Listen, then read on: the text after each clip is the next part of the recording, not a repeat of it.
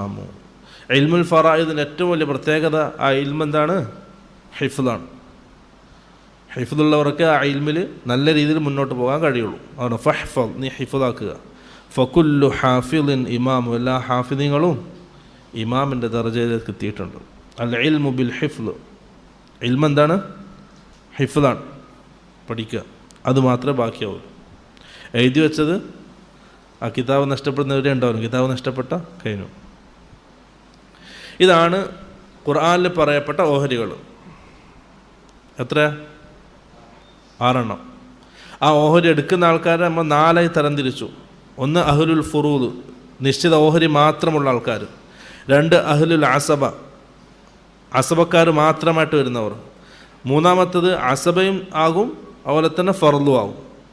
4-മത്തത് അസബയാവും ഫർളാവും, 2 ഒന്നിച്ചും ആവും. അങ്ങനെ